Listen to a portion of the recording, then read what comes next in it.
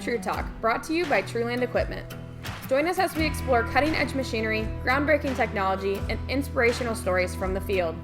From the dedicated efforts of our team members to the triumphs and challenges of our farmers, True Talk brings you along every step of the way. Whether you're a seasoned agriculturalist or simply curious about the industry, tune in to discover the fascinating intersection of technology, agriculture, and green machines. True Talk, cultivating true conversations.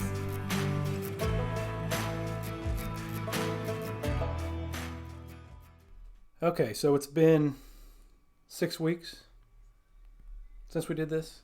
No, it's been less than that. You think it's been less than that? Yeah. That was our quote-unquote end-of-season agronomy update, so what's this one called?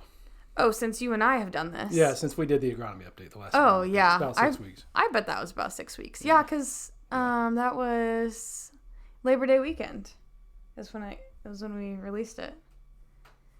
I'm pretty sure. So it was about 6 weeks ago. Maybe almost 7 weeks. Yeah, sure. So as we sit here today, when this podcast comes out, harvest is just about wrapped up, I would say. For you. Yeah. We're at the 50% mark. I would say that within the last 3 days, I have heard quite a few reports of finishing beans. Right. I think that's pretty standard. But a lot's going to change in a week with as fast as the corn's drying down. Yeah, has been drying down. Yeah, finally. So, okay. This is Agronomy Update, end of season, 2024. What do you want to talk about? In season / end of season. Yeah, basically. In harvest season. Yeah, meaning this will probably be the last Agronomy Update we do. Oh, no, you still have one more. Uh-oh. Okay. We're gonna do a debrief at the end of the year, kind of looking back at the season as a whole. Yeah, and we can talk about some of the tests we did as well. Yeah. And that kind of thing. So, okay. So what tests do you have going on? What tests do I have going on? Yeah. Oh, my goodness. We have population tests in corn and soybeans. We have variable rate prescription versus flat rate in corn. We have planter box treatments in corn and soybeans, adding some biological to the seed talc, or biological / combination biological seed talc replacements. In corn and beans, we have downforce, hydraulic downforce versus set point downforce tests. I believe we have a sulfur in beans test as well, actually via the liquid 2x2 row starter. There might be one or two more in there. Yeah. That's all I think of. But there's a lot to look forward to. Yeah, so that episode's going to be a big one. Yeah, that'll be fun. Everybody loves that. Everybody across the company loves that. You're always looking for that magic bullet. So this is my trailer. Yeah. My 30-second trailer, so. Okay. 2024. This fall is falling right in line with the rest of the year, aka a doozy. Yep. Yeah. I would expect nothing less. Yep. Challenges aplenty. And going back to spring and the delayed planting and some of the wetter conditions, and we had to plant some heavy conditions. The reality is for the most part, we've been very fortunate, very blessed this year, I think, with pretty good conditions after that. But there's obviously been a handful of things we've had to watch for. We talked about watching for down corn. We made that comment multiple times that, hey. Yes, our magic 8 ball on the table here did not lead us astray in our last episode. I think that's kind of a given if you had been paying attention, watching. And obviously you're going to have some predisposition to that. Sure. With certain varieties. So well, and to me this year there was maybe 2 or 3 things when you think about down corn. Number one was we planted heavy. So then you bring in the potential for some crown rots and some root issues. Number 2 was we knew we were going to have a little bit of a delayed harvest because we had a delayed planting. So whenever I don't care if its maturity is matching up with the delayed harvest or not, the longer corn's out in the field in the fall, the more chance you have to go down. We know that. Yeah, we'll get more into that. Sure. We've had a couple weather events, right? We've had yet another this time was a legitimate hurricane that we've had some after effects and some wind and things. So we've already had a few. We got Beryl. Yeah, well, that Beryl was the first one, and then Helene, and the results of Helene, and so we've had a few things happen that we felt like might lead to that. And there's not like there's been a lot of down corn, but there's been a couple reports of some starting to go down. So and it's and just heavy winds. I mean, whether it came with rain or not, we're in an extended dry period here. I know there's been some reports of there was some sleet last week or earlier this week. When was that? I don't know. The days are all running together. We even had some hail a couple weeks ago down in the southwest part of our territory. Yeah. So, yes, and that was bad. Yeah. So we had and then that was pre-wheat planting a little bit. Yeah. So then there was hail, and then there was some sleet actually this week, and then towards the southern part of our territory, and then I don't know. There was some reports over the weekend of like 1 inch just pop up downpours, 1 inch of rain. Other than that, very spotty in our territory. Like and closer. That was up towards the north. Yeah, Fort Wayne, the northeast Indiana, and northwest Ohio. Yet a lot of us in maybe the south and central and west portion of our territory gotten basically nothing. So it's we're going to have that again. We're going to have that spotty weather across our territory. But going back again to this harvest progress, right? You said we're pretty much done with soybeans. So soybean harvest was interesting from the standpoint as we had, the guys that had early beans planted early that were able to sneak in early, got their beans out, their first batch of beans out. Then we had a delay. And I think that saved those guys. Those guys didn't hurt as bad when it came to bean size and yield. They didn't get the effects, so that was a big benefit. I know that it's always risky, and there's always a little bit of cold feet, literally, no pun intended, with starting your beans early, but that did pay off this year. I'm a big fan of early beans planted early, and to me, we always have a dry period somewhere in August. This year, our August was pretty good. But because we had a delayed planting in most areas, September was dry. So a dry September hurt us a little bit, actually quite a bit in some areas. So that and it was just so extended. I mean, that's a long time to go without rain. We're still pretty dry. I mean, we had a little bit of bean harvest. We had a couple weeks where we had anywhere from a half inch up to 2 inches of rain across our territory, which we needed desperately badly. Yeah. But now we're back into 6 weeks of dry again, or five weeks of dry again, and it's very dry, and we can talk about that too from a soil testing standpoint and some other things. But the beans were pretty good at the start. They've tailed off yield-wise, in my opinion, a little bit as the weather and the rain tailed off too. So, again, that's not uncommon to have batches of beans. If you're harvesting beans during this week, they're usually all a certain yield range, and then as you progress to another week, they might go up, they might go down. They've kind of progressed downward a little bit. In a lot of areas as we went through harvest, just because of the lack of late rains. So, but that happens every year in one way or another. Yeah, so, I would agree with that. That's pretty typical. If you knew what maturity of beans to plant and what date to plant them, we'd all be a lot richer than we are, I would say. But for the most part, like I said, I'm a big fan of early beans planted early because we typically plant those on our good dirt too, so they shine anyway. Yeah, and that goes into the batching. I mean, not only are you probably batching your variety selection with your soil types, but also, your planting dates. So. Batching's a good word. I like that word. So we rolled through beans. Again, we talked about white mold in the last episode. We see some of the results of that this year in terms of harvest. It did show up, affected some yield in a lot of fields. The negative side to white mold to me is it grows great in good dirt. So your highest potential soil types typically is where you're going to find your white mold. So it's kind of it knocks you back a little bit.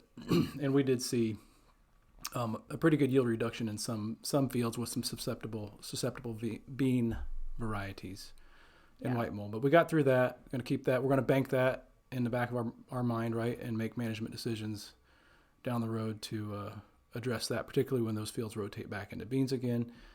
And otherwise, I don't think there was a whole lot of excitement in the soybean harvest. Seed size you talked about, it kind of dropped a little bit as well as the harvest went on. A lot, you know. Yeah. And I guess the other thing was we had a lot of green stems and very dry beans. That made it a little challenging, particularly before that last rain that we had. So, yeah, I heard reports from Indiana of 4.7. That was the lowest I heard.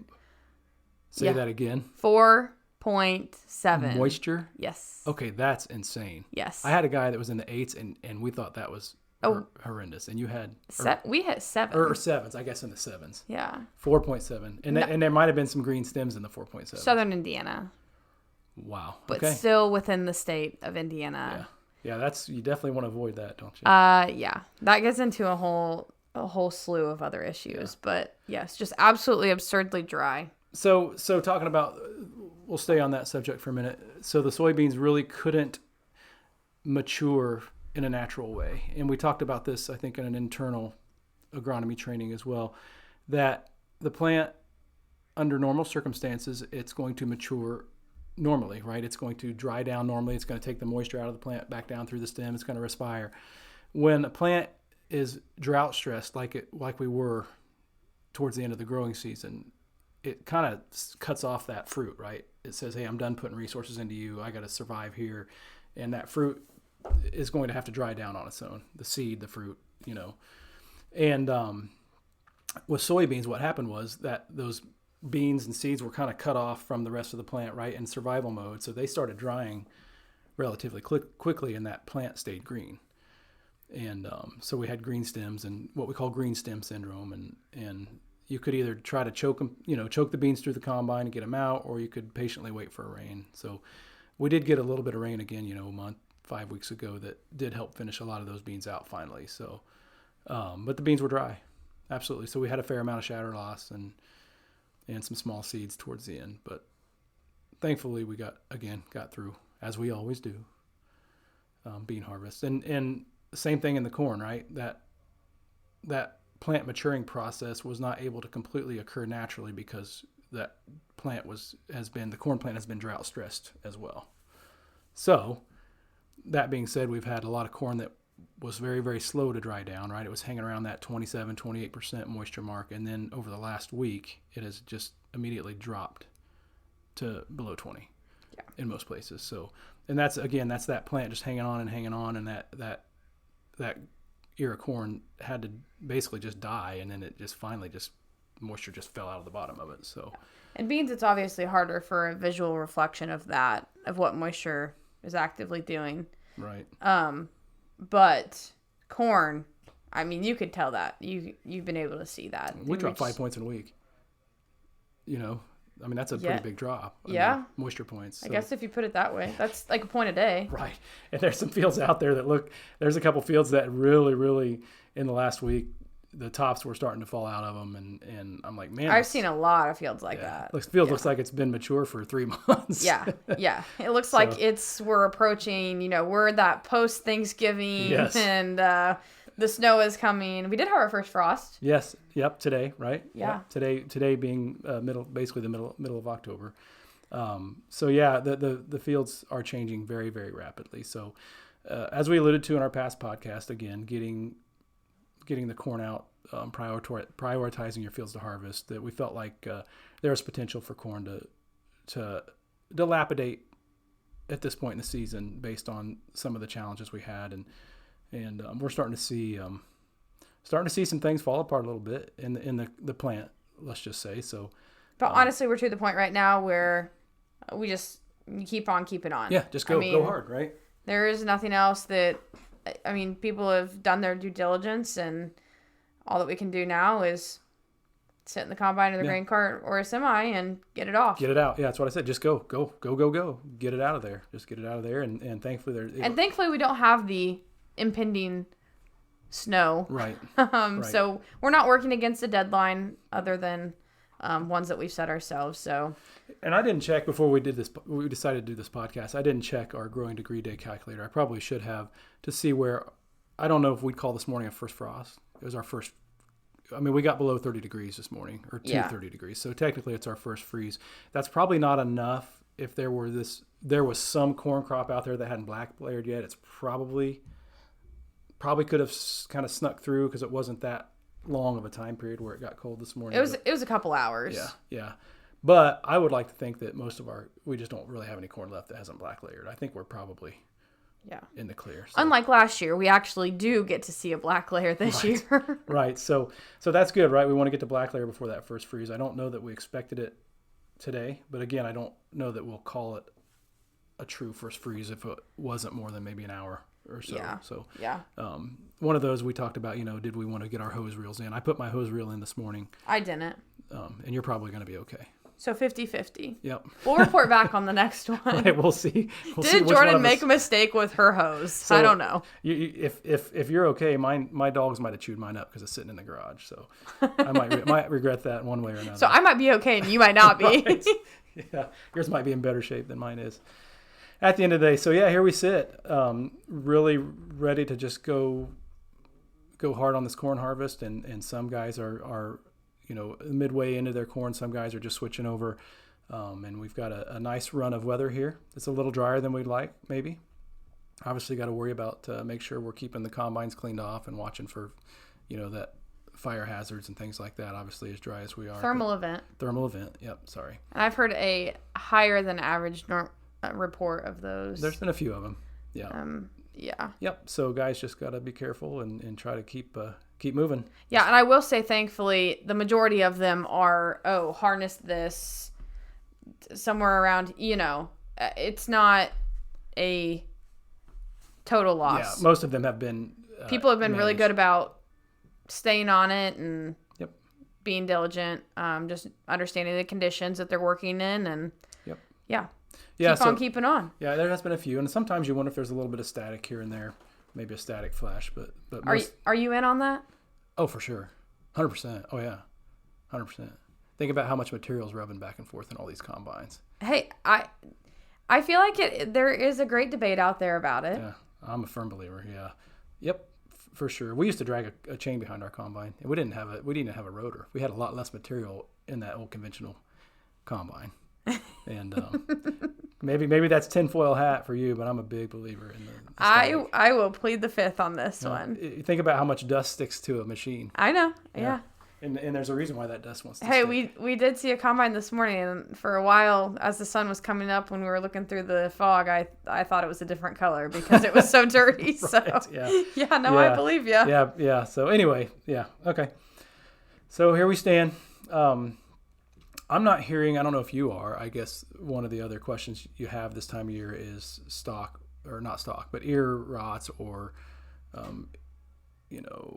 vomitoxin. I haven't heard the V word spoken. I have not either. It's like the Voldemort, he who shall not be named. Right. I haven't heard any of that this year. You think we can speak it into existence? I think we probably could. Let's not. I've actually been on a good record this week of speaking things into existence, and I would not prefer to do it with that. And then in terms of ear rots, I think the moisture has helped. There's not as much that can, you talk about the tighter husks. Yep. There's not as much moisture out there to seep down into those, so I haven't really if you think seen back, any terrible issues. I'm not either. No, I'm not either. And usually it would stick out. Even diplodia, would stick out, which isn't a big deal, diplodia, but it's kind of your first sign that you had those conditions, for that to form. But if you look back to pollination, we had really great pollination conditions, which were cool and moisture, but that's also not good for potential ear rots. That's when that infection can happen, through the silks. And so I thought we would see a little more, but maybe we'll get this corn out fast enough that it won't be an issue. Maybe it's not there. Maybe we're just getting into corn heavy enough that we haven't seen it or looked for it as hard. And that definitely could be the case for me. I feel like beans, I have a pretty good grasp on that, but I feel like we're still pulling back the curtain in my area. We're still pulling back the curtain on what are we actually going to see. So that's why I said, I'm not going to speak that V word yet, because we're not into the thick of it enough for me to call it and say that it is or is not an issue. Now, some elevators have actually stopped testing and they just treat the corn anyway. I actually have an elevator down in my area that doesn't even test anymore. They just put the treatment on it and just go with it. So it's become a little bit less of an issue in some circumstances. I think it definitely depends. I mean, around here,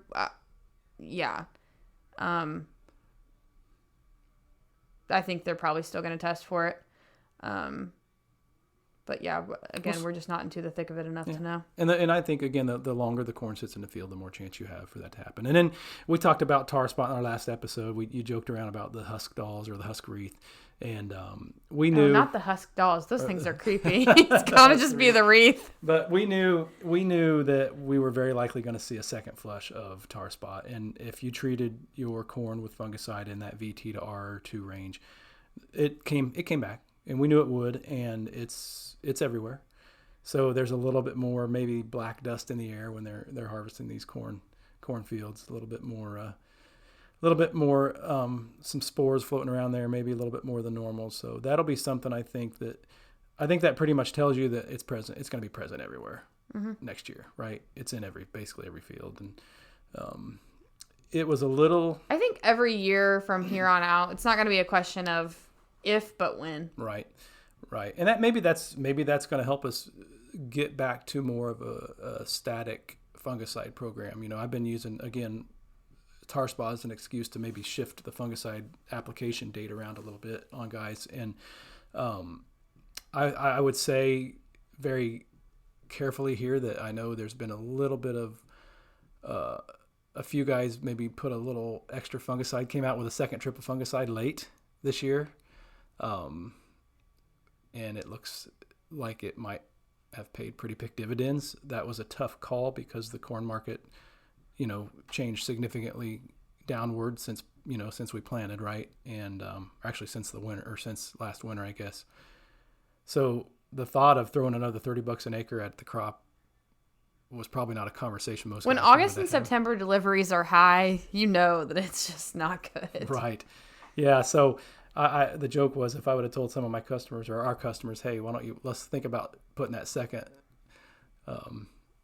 dose of fungicide on this corn, they probably would have slapped me silly, to ask them to put another $25 to $30 in that crop at that point. But this is going to give us, I think, a little bit of data, maybe a little bit of experience to work with this and work through this in future years. If we're going to have an early infection and we know it's going to come back, I think we'll learn from this year. Yeah, for sure. So, which that's the most you can ask for. Yep. So we can kind of close the book on that. So, and we're never going to see the same thing twice. So 2024, the exact same situations and recreating these circumstances is just probably, that's not going to happen. Right. So you never have a duplicate season, but there's a new normal. When you introduce something different into the system, and but we can start piecing this together and kind of creating what that normal picture looks like, and creating a more consistent herbicide program, planting dates, variety selection. Right. All of that. Yep. Creating a fungicide program, whether you're talking beans and trying to deal with yep. sudden death or white mold or corn, and understanding that tar spot is probably going to be here earlier, in our entire territory, for the next few years. But the long-term way to deal with tar spot is going to be through variety selection. Yeah. And breeding. Plant breeding. And they're pretty quick on that. They've been pretty quick on that, and every single variety in the catalog now has its little bar graph or number or score or whatever they use for tar spot. So yep, that'll be the way we move forward. So there we go. Anything else that's on your mind, harvest wise? Just get it done, farm girl.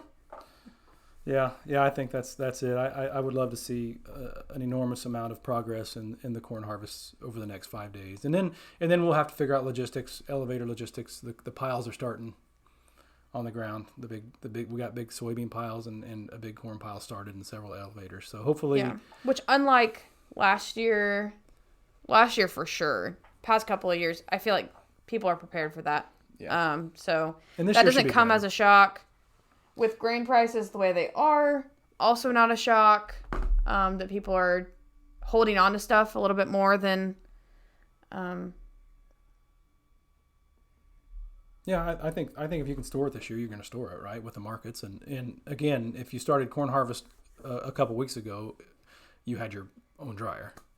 Very likely. Yeah. So last year the elevators were a little bit of a bottleneck, and because we had one or two of them that had issues and had to close, and I think we're a little better. A lot of them had issues and had to close. Yeah. So far so much better this year on that front than last year. So anyway, and then beyond that, it's time to maybe have a little discussion around fertilizer prices, soil testing. Soil testing? Yeah, that's my... Coming from you? That's one of my... Josh's side hustle is in my bag, I guess you'd say, right? Yeah, a little rigged up side by side. Yeah. So yeah, I've been probing a lot of dirt and a lot of hard, dry dirt this year. Started out super, super hard and dry, and had a little rain again. That first little rain, half-inch rain, it got a little bit better. Now we're back to being super hard and dry. So just kind of notate there that during super dry falls, the soil test results can be a little skewed in some of the areas. Typically potassium, right? Because potassium likes to be in solution, in soil solution. If you don't have much moisture, you don't have much soil solution. So the potassium levels can be a little fictitiously low on a year like this, and pH also can be as well. It's kind of similar with calcium, right? If it's so, are you recommending accounting for that? Oh, for sure, yeah. In your applications? Yeah, and I mean mainly just understanding that they're not as bad as you think they are. If you're calling for lime, you can maybe shave, half a ton off of that, or something like that. I mean, just be a little on the conservative side maybe for something like that, or half a ton to a ton, depending on what it calls for. The other on the potash side. It doesn't mean all your potash is leached away. It just means... So understanding that your fertility didn't get wrecked in one season. Right. That's just it, right? The key to life is moderation, understanding that you don't need to go dump 500 pounds of potash on. Maybe, it's not as bad as you think it is. So that's typical in a year like this. I've soil tested. This was my 28th year. So you see it all in that long of a period of time. And this has been a very, very hard dirt, hard soil, dry year. In a dry fall, and so it's been a little bit of a workout, but a little bit of a workout, you could say. Yeah, I got some calluses and on my hand and some bruising, and I think that's just a sign of working. Yeah, it's kind of normal for a dry fall, but I would take a dry fall over a muddy fall any day. As far as soil testing goes, I don't like getting it muddy. I don't like dragging mud in on my feet. I don't like peeling mud out of a soil probe. Like, I'll take the dry all day long. So yeah, it's been an okay fall for that. So yeah, those are kind of the things that. And you've been picky, and you don't do corn stalks. Not as much anymore. Just maybe a little bit as dire need. But yeah, the whole. So you do it for 28 years, and you get picky and high maintenance. Well, yeah. So I'll just say this.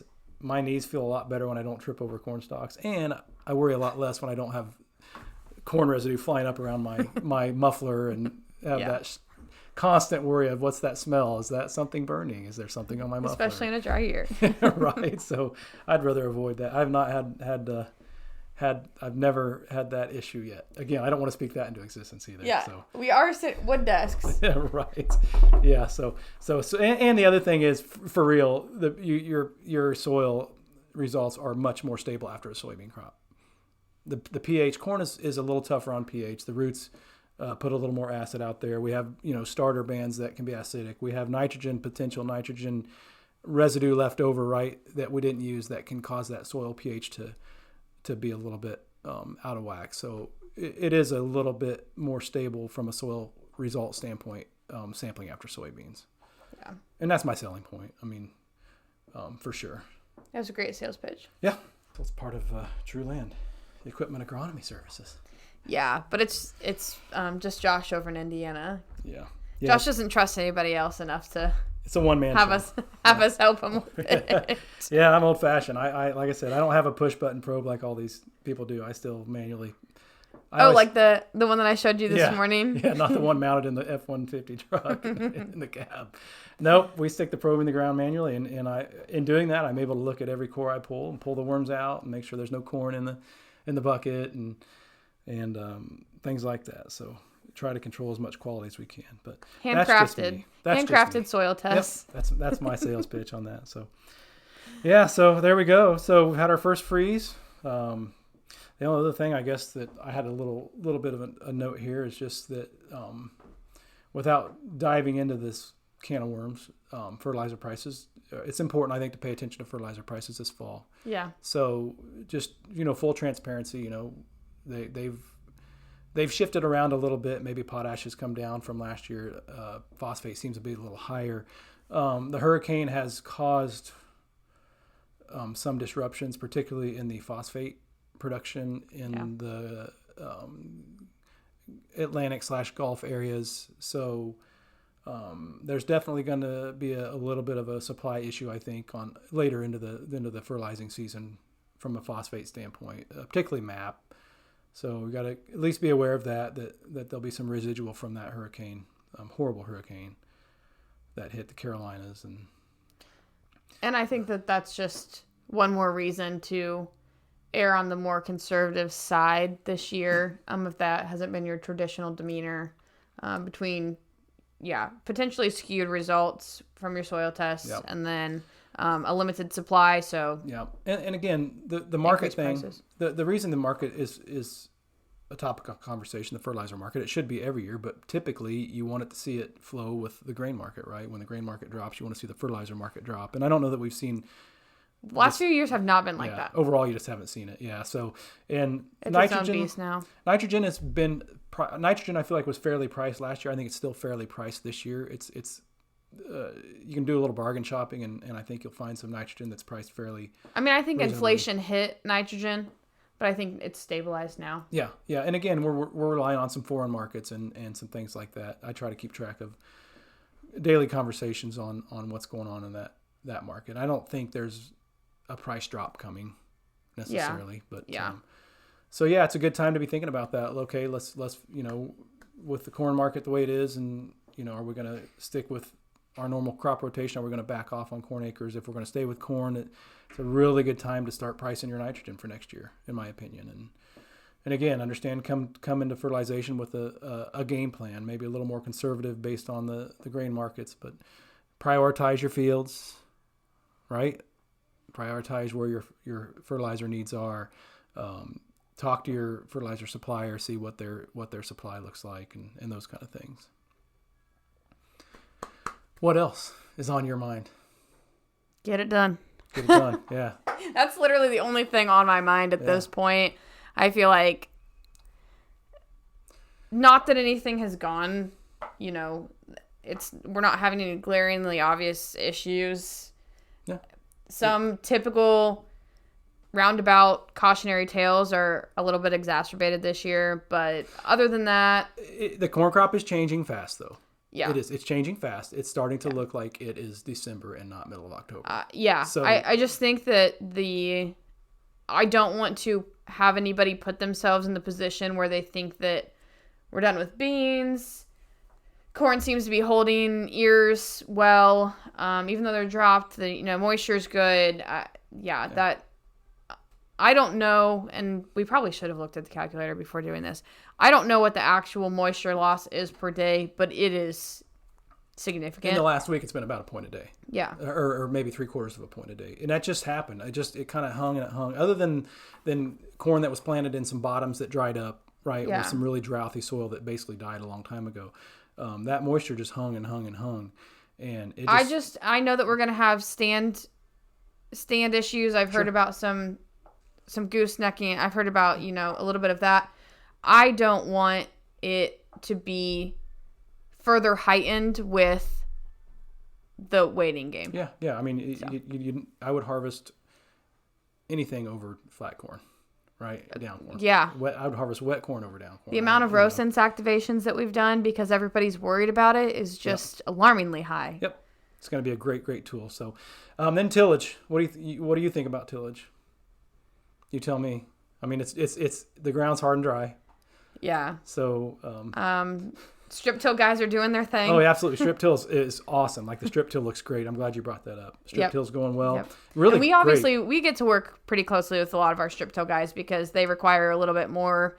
That's a little bit more involved in the precision space. Yeah. So using AutoPath, utilizing that in that capacity. Implement guidance. Yep. And some scripts, and we got some really cool things going on strip till wise. I'm a big fan of strip till. So between the technology and the guidance and the potential for AutoPath and these guys that are pulling, tanks or strip till bars that have multiple products on them and can do variable rate. So there's some really cool setups out there, and they're super fun to work with. But it's been great for that. Like those guys are moving right along. It looks good. Their berms look good. That fertilizer is going to sit there in a good position, right, in some dry conditions, which is fine. Yeah. The dry soil isn't hurting them. No, that's good. It's a good thing for them, right? So we can hold that nitrogen's going to hold there because the soil's obviously still pretty warm at this point. Yep. So that's good. And then, just caution everyone. I mean, we'd love to sell Ripper points. Yeah. Because this is a year they're going to burn through some of them. Yeah. But at the same time, just obviously, it's a good year to break up compaction, thankfully, because we did probably plant a little heavy this spring. I was going to say, break up the compaction we created. Yeah, but there's also going to... May and June. Might take an extra set of tillage points. And the other thing that has kind of been crossing my mind as I've been out soil testing is, we work with enough people. We work with people that are conventional till, maybe just VT only, strip till, no till. And, everybody does their thing and they do it well. And, from a no-till standpoint, this is one of those years where that soil is hard. It tests hard. It probes hard. And sometimes you just want to tell these guys, hey, you might need to run maybe a little zone builder in some spots and this and that. But at the same time, if they're, 5, 7, 8 years in on their no-till, and they really just need to stick it out, right? Yeah. And just don't undo what you've done for 7 years. But if there are any areas in no-till, maybe there's just a couple wet holes that you had to plant through and you caused some damage, you can go out with maybe a zone builder type inline ripper and just very carefully do a little bit of spot work, or maybe spot work on your end rows and VT it back down, but use it sparingly. Don't give up what you've spent 7 years creating, because usually when you get to that year 10 in no-till, that soil structure is phenomenal and you can battle through a lot of things with that. But this is one of those years where you look. Some guys want to look at their no-till and think, "Man, I just rip all this up. It's hard and all this stuff." And you got to be able to be sensible and reason your way through those situations and try not to undo what you spent 7 years, 7 or 8 or 5 or 6 or 7 or 8 years doing, because you start over. You're starting back on year 1. So again, just a little PSA on that. Stay the course, right? Yep. Okay. That's all I have. Yeah, me too. Okay. So we're going to go back to the fields and knock this crop out, finish it up. And next time we talk, we're going to talk about year-end test results and kind of wrap this up. Yeah, we have a strong lineup for into fall, going into winter. So yeah, wrap up some demos, wrap up some in-field research. Yeah, some pretty cool stuff to talk about. So. Yep, for sure. So all right. Until next time. Yeah, talk to you next time.